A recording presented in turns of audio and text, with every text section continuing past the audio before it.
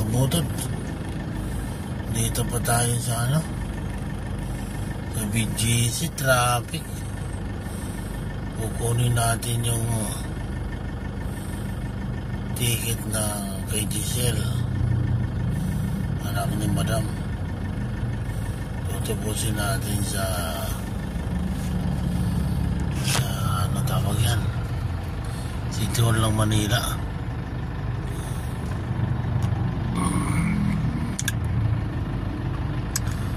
Kailangan natin muna pick upin yung yung pick upin natin yung mga kabutod, yung ticket para mabayaran natin sa Manila City Hall.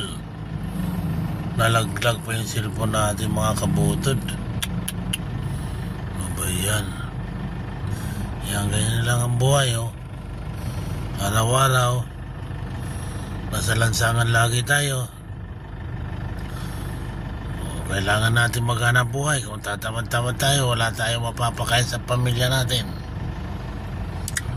Kaya yan, pagtyagaan natin. Ayan lang. Yan lang talaga ang buhay. Ayan, mabuti naman, tumatakbo na,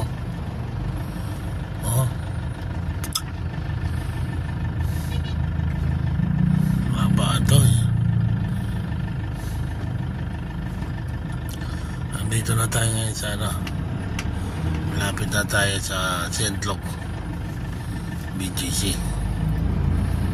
Nalalampasan pa natin yung pupunta natin dyan sa St. Luke sa BGC. Pagtyaga-tyagaan muna natin.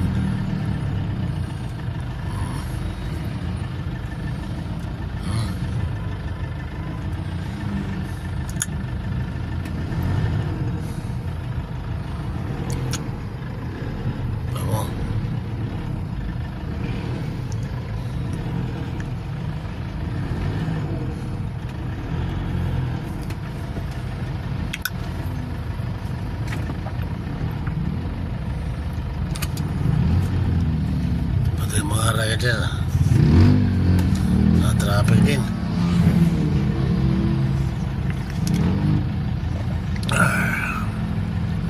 Tapos habang bibidyo tayo, uminom tayo ng kape.